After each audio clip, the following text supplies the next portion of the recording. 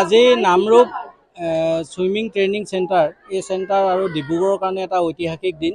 আজি প্ৰথমবাৰৰ কাৰণে নামৰূপ সুইমিং ট্ৰেইনিং চেণ্টাৰৰ সৌজন্যত 4খন জিলাৰ মাজত চৰাইদেউ, শিৱসাগৰ, ডিব্ৰুগড় আৰু তিনিচুকীয়া 4খন জিলাৰ মাজত ইণ্টাৰ ক্লাব সুইমিং কম্পিটিশ্যন হৈছে। এইটো আমি অসম সাঁতোৰ সন্থাৰ তৰফৰ পৰা ইয়াক আমি শুভেচ্ছা জনাইছোঁ, যিহেতু অসম সাঁতোৰ সন্থাৰ সন্মানীয় উপসভাপতি যদু গগৈ ডাঙৰীয়া এই ডিব্ৰুগড় জিলাৰ সভাপতি হিচাপে আছে আৰু এই নামৰূপ সুইমিং ট্ৰেইনিং চেণ্টাৰৰ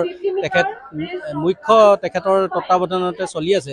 গতিকে এইটো আমি সঁচাকৈ অসম সাঁতোৰ সন্থাই শুভেচ্ছা জ্ঞাপন কৰিছোঁ। আৰু আজিৰ যি অংশগ্ৰহণ দেখিছোঁ, প্ৰায় 200তকৈ বেছি খেলুৱৈ ইয়াত অংশগ্ৰহণ কৰিছে। গতিকে ই ডিব্ৰুগড় জিলা সাঁতোৰ সন্থাৰ কাৰণেও আৰু অসম সাঁতোৰৰ কাৰণেও এটা ঐতিহাসিক দিন হিচাপে বিবেচিত হৈছে।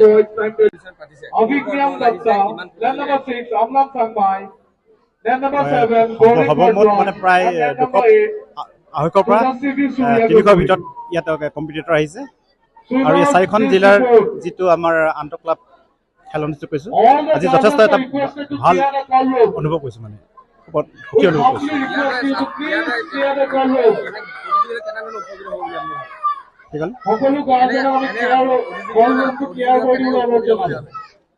তেখেতলোকৰ প্ৰত্যেকৰ নিজৰ যিটো যোগ্যতা, তেখেতলোকে প্ৰদৰ্শন কৰিবলৈ এটা সুবিধা পাইছে আৰু সেই সুবিধাখিনি ভৱিষ্যতে তেখেতলোকৰ ইয়াতকৈ ওপৰ পৰ্যায়লৈ নিবলৈ এটা ষ্টেপ পাইছে। গতিকে সেই ক্ষেত্ৰত আমি যথেষ্ট সুখী আছোঁ। তেখেতলোকৰ নিজৰ পাৰফৰ্মেঞ্চবিলাক ইয়াত প্ৰদৰ্শন কৰিব পাৰিছে, তাৰ কাৰণে যথেষ্ট সুখী।